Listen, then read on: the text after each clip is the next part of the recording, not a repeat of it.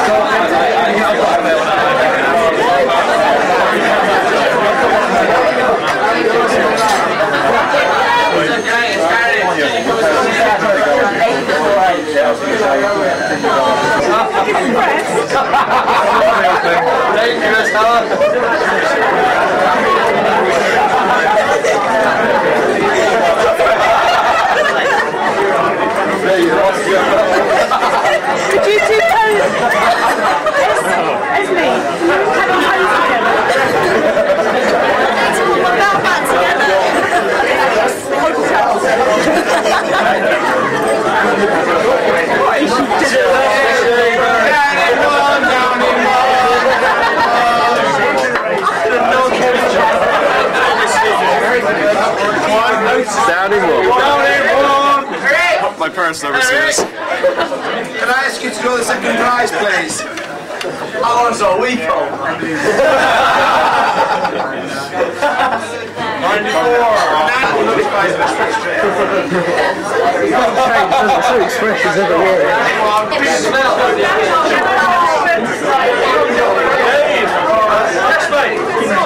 Profile.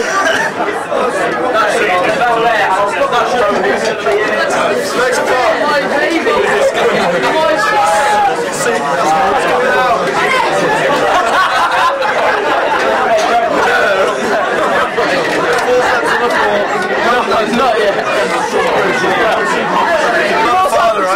I'm the brother.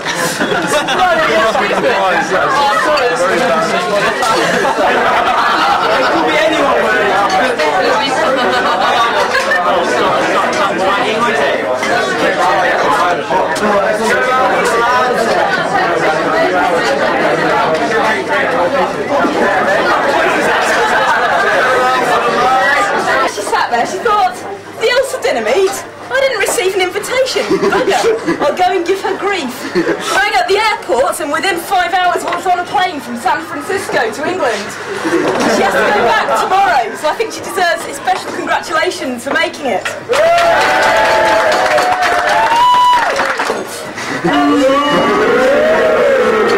I expected better. I was waiting at the airport this morning for the planes from Indonesia, but none arrived.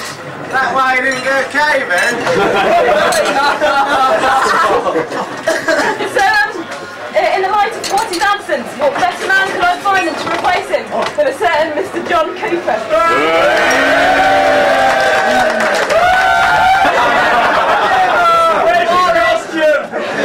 Boring bastard! Where's the band? Well, he wants to read it, so if you shut up and give me a chance to read it, I'll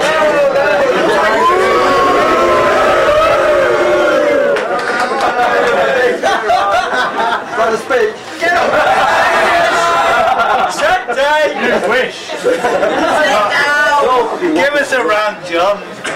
I've had a good look through this speech, which I received about half an hour ago, so you'll appreciate that I'm really familiar with its content. It's at least 3 hours ago. At least 3 hours ago, Helen tells me. So I apologise for reading a lot of it. And I've made a few little bits up as well, so here we go. Right. Good evening, this is Watty speaking, so you have to have a good imagination. Good evening and welcome to the 38th annual dinner meet, and I believe ULSA's 30th. Every year, another bloody anniversary, so I hope you... It all sounds too much like Watty.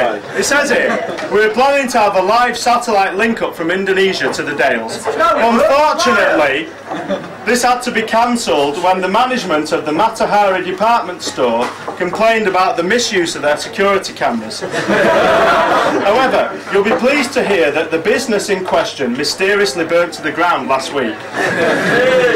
Instead, I've had to rely on more traditional means and have sent this speech nailed to the back of a fruit bat, which didn't survive the journey, unfortunately. While you're all gathered here, I might as well use this occasion to make a couple of announcements. Firstly, I am now back on email and eagerly await your messages. And secondly, if Mr. Adrian Greenwood would like to mail me, he should pay full postage next time, as I had to spend 3 months in Bogo Post Office.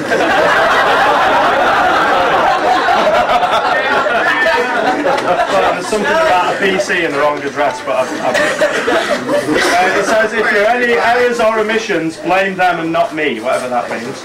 Okay, so what has all meet when Beardy accompanied by a number of red noses, investigated a passage above the Grand Cascade in Pippakin, where I've been, and they might as well not have bothered. It's bloody horrible.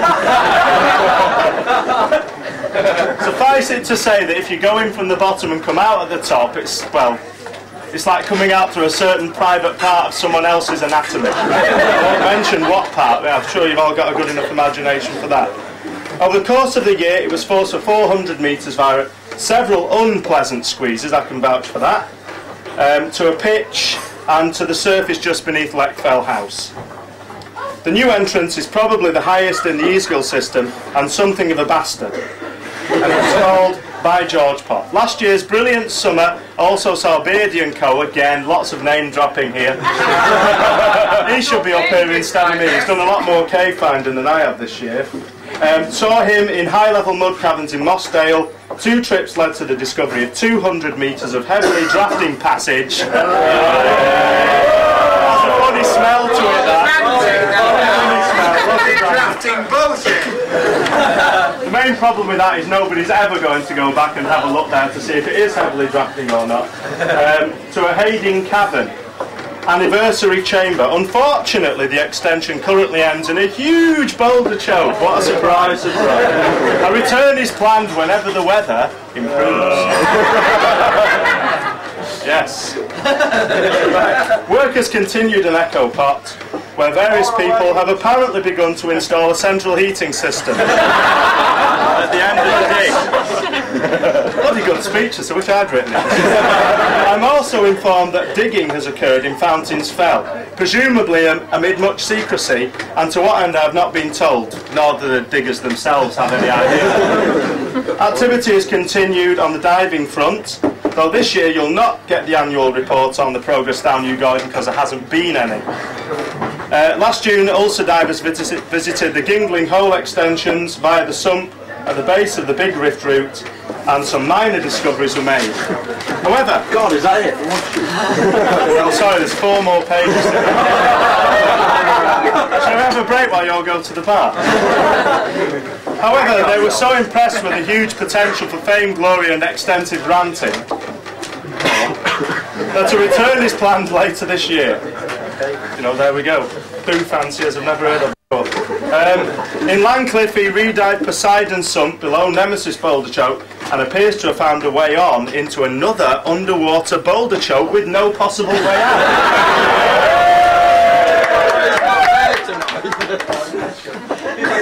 Fortunately, in autumn, the UFRA managed to collapse the choke below Boiro Falls Chamber. Let's hope. Let's hope. It's not a misprint. Let's hope it can be reopened before the summer. Right. With some work going on in both Mossdale and Landcliffe, perhaps this year we'll see some major discoveries, huge unstable boulder chokes notwithstanding. A small cave diving expedition is planned to the Vacour region in France this July to continue the exploration of a major stream cave investigated in '94. Hopefully this too will see the discovery of huge quantities of new cave and nobody will plummet to a near-death experience from an haven. The top and to chew for several hours, convinced that the energy propelled them up the mountain. It wasn't until several weeks later this is the last remaining packet out of 2,000 poppadoms, sorry, chocodoms. So I have to ask Mr. Paul Monaco, who was in fact the provisions manager of the expedition, to come up and receive this fine presentation.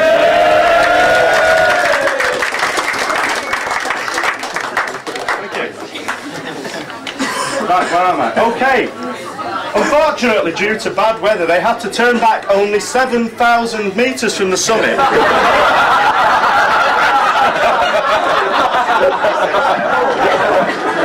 It's amazing what an extra naught does. From the summit, due to appalling weather. But luckily they all returned safely, and I know we're all glad to hear that. Even if one member was apparently barefooted, and he turned out to be a huge hairy stranger whose behaviour was quite abominable. It's about as true as everything else I've heard on the trip. On the social scene, there was one in October. Anyway, October saw a bizarre day and the arrival of 55 keen freshers. The majority, so I've been told, being female. Where are they? Don't worry about that. Okay, I'm not certain, though I'm assured that some have survived to make this dinner meet. But I don't recognise anyone from any of the trips that I've been on, so I suppose there must be a grain of truth in that. I believe a number of our older club... I've nearly finished. A number of our older club members have moved to Carverley and set up a little ghetto in a place called Obscurity Terrace. I can't say I've ever heard of it.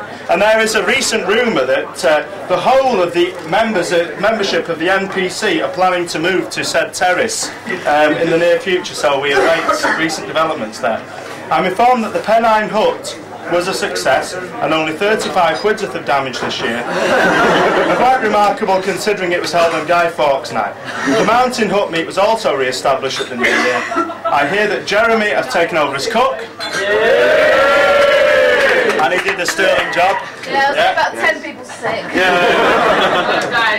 Very successfully on all accounts, and as an interesting note from Mr. Watt here, perhaps I'll not have to return after all. I put pause for a large cheer there, but it wasn't that large, so I dare say he'll be back next year. You'll be glad to know that I have finally run out of things to say, so I return to my dinner meet for one. This is a bit bloody pitiful. Sad gig, what? and a bottle of lukewarm bintang. Now I put here a pseudonym for poontang, if anybody knows what that means, and let you get on with the rest of the evening's entertainment. Have an excellent evening, drink until you drop, and mine's a pint of Tetley's. Over to you, Helen.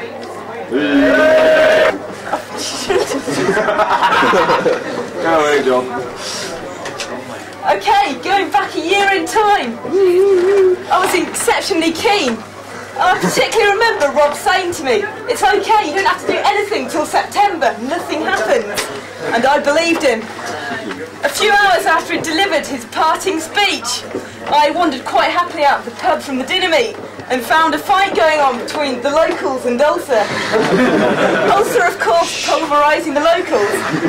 I must confess, I didn't quite understand what was going on at the time. I held a bit of abuse at one of the locals and found it was a policeman, so left. The next day we went to Malham Cove, still content in the fact I had nothing to do to September. I had then to deal with a crow call-out and the meeting of the friendly policeman who loves us and knows us well. At this stage in life, I begin to think, bugger, what the hell am I doing? And I took a closer look at the committee to see how we could cope with such goings-on for the next year. And I found we had a vital element just there in our committee, ready to see us through the year. And that is what's commonly known as a stress absorber. Throughout the year, and I have to say thank you here, whenever I felt worried about anything, I've always thought, don't worry, somebody's more worried than you.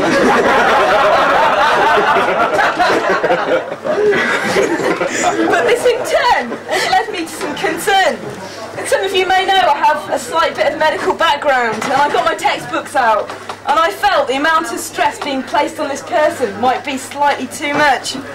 And so I looked through my textbooks, and I got a referral address out. Don't know if you can see that. I managed to find a trauma clinic. Tony, please. Look myself in. Referral address to your clinic, but because I felt I wanted it on the hand help for you, because tonight's quite a stressful night, I gave them a quick ring earlier. Spain. It's in Spain, you'll like it. They're prescribed some tranquilizers, I ate half of them, I'm sorry. No, stay here, please. I'm getting too much stress. Oh no, I won't. While Tony's here, I must admit, throughout the year, the committee does receive a certain amount of stress for being a non-caving committee. I'd like to, it's actually based on fiction, up till Christmas. But, this is actually totally wrong, because there is one member of our committee at the scene for you. We have a day of a large terrific exchange. I happen to be on the group going from large to rift. A fine trip I felt. On our trip, a certain member who shall remain nameless managed to get stuck on the second pitch in large for 40 minutes, I believe. It was a total accident. I forgot to take my cow's tails off as I went down, and I apologise to everyone that was waiting at the bottom for stuff for me. Coming out, going up to the relay, two females, one in a row. The first spent 50 minutes on approximately 30 foot of SRT and a relay. The second followed with a close 45 minutes. But this in turn was made even better by the de-rigger, Jeremy the String King.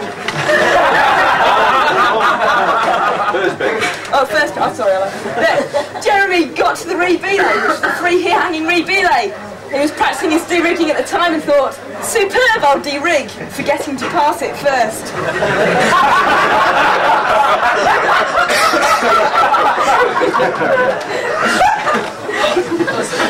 Having emerged in such a trip with 7 hours delay, we thought, hey, we'll meet the other group and head back to Leeds, BTL, quick brew and bed. But the other group wasn't there. Fine, a quick kick in a car. 3 hours later I woke at the front of the car thinking, where did the other group go? On returning to the entrance of Large, I found all of the other group out, bar one, who had taken a fancy to the pitch that I got stuck in briefly on the way down. And the quote was, just leave me here to die. The rocks road around.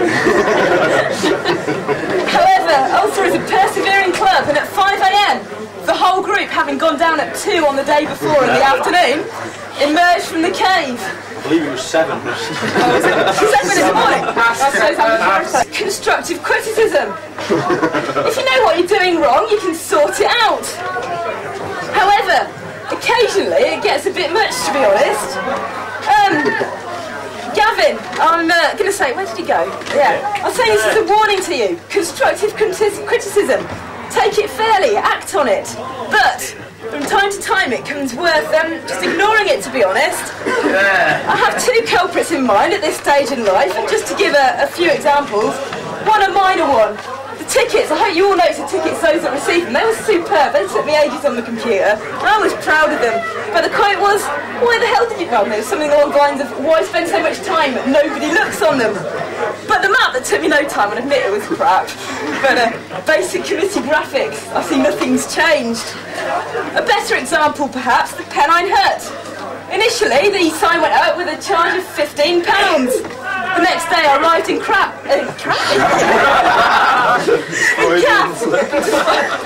to find my sign graffitied over with rip off, don't go, they're taking your money. This is more expensive than last year's committee charge. Fair enough. I got together with the people that were catering, went to extensive arrangements and managed to reduce the price to £12. I hope you all appreciate the bargain you were getting there. And a week later, out of curiosity, I was going to say you charged me 15.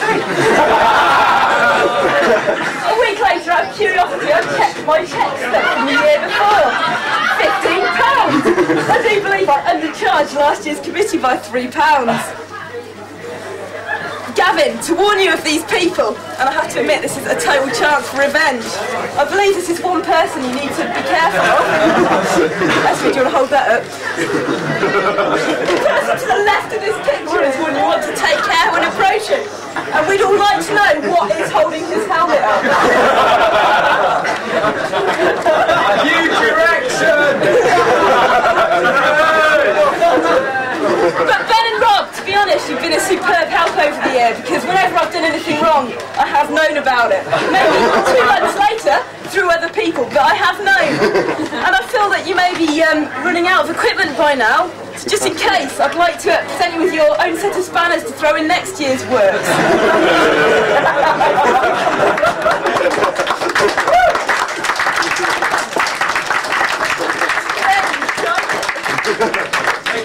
That's alright. Excellent. It'd be embarrassing to get that. One of them's 30 mil. I would doubt you very much. So some people might have come up to me in the last few weeks and said, there is no candidate for the Sharking Award, but I disagree, I had to choose. And I'd say that the most dangerous shark to have around is the man-eating shark. Okay, they may only appear occasionally, but they definitely cause great bodily harm when they do. Carla, would you like to come up here for a minute?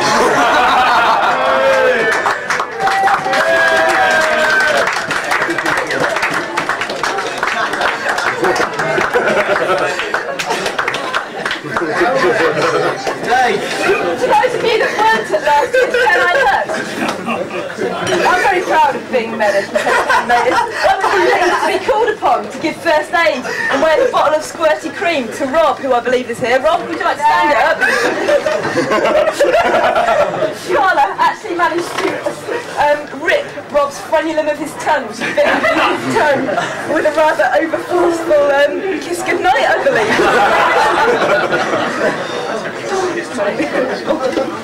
Carla is, I've always been proud of you. It turned out it was a Pennine Hut every year, and exceedingly every time I'd like to present you with the Sharking Award.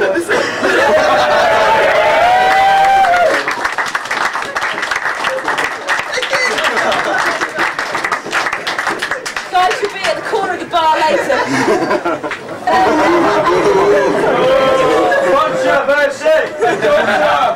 But the sport that's definitely taken I'm trying to say, it's been around most in ULSA this year, is rugby. Take, for example, the mountain hut. I'm proud of the fact we got away with a 35 quid fee for this year's mountain hut. Bearing in mind that the game of mattress rugby destroyed 8 of the 12 banisters and I left them balancing on nails. The wall had to be pushed back to be straight rather than curved with the shape of bodies, etc. There were a few other incidents involving somebody that thought the pipe was metal and tried to defrost it with a flame, presuming that would give us a water supply, and then found it was plastic. But the mattress rugby was a game well worth watching. A few heads got trodden on, but only to the improvement of the characters of the person. Even more important than the mattress rugby, though, I believe, is the sofa rugby. The main venue being the tackle store. On the first occasion, the winning team easily managed to fold it in half to get it into the hall. Didn't manage to get it out the front door, but won quite conclusively. The second occasion was even more successful, but unfortunately the winning team ended up sitting on the sofa in the street, and Gavin very wisely locked the door and abandoned her.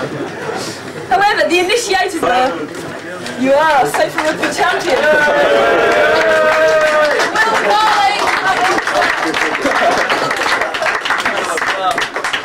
And at this stage in life, I'd like to say that if anyone thinks they can come to the tackle store next year, to the party, that the initial sofa rug, I'd like to mention that the sofa is actually stacked up by bricks and it's a lot more comfy than it ever was before. But going back to the original party, while the group was sitting on the sofa in the hallway, there was a game of pass the balloon filled with water going on in the sitting room. A fine game, except when we went down to the kitchen to fill our large pot afterwards, we found water dripping through the ceiling with the ceiling tiles ending up on the floor.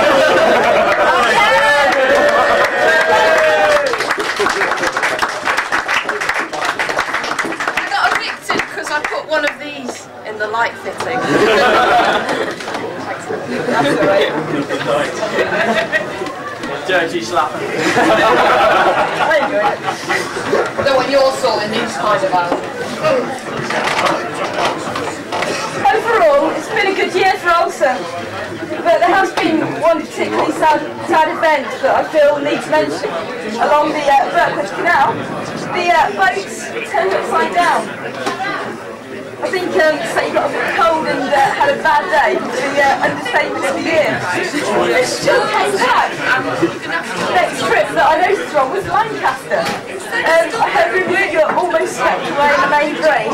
Became extremely exhausted and hypothermic. But still she comes back. The last part that, considering she's still back, I'd like to award her with the Cool Pop Prize. And congratulations.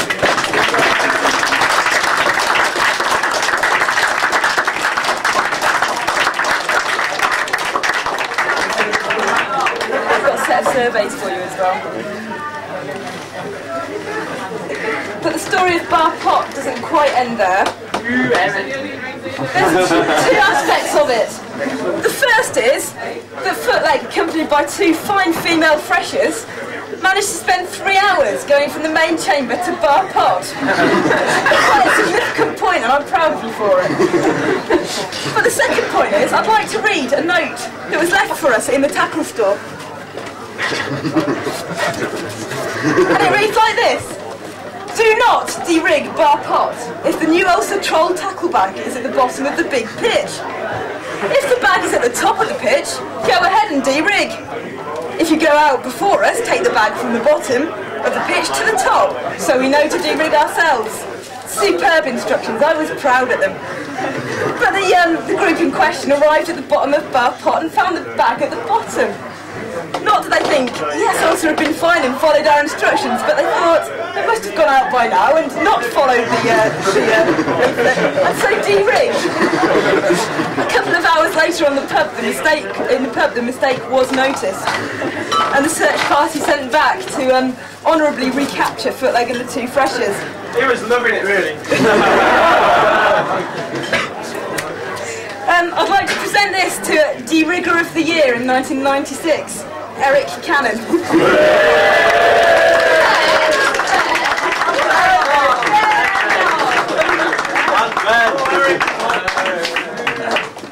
So I think due to our competition schoolmaster from last year who happens not to be here. Not bad.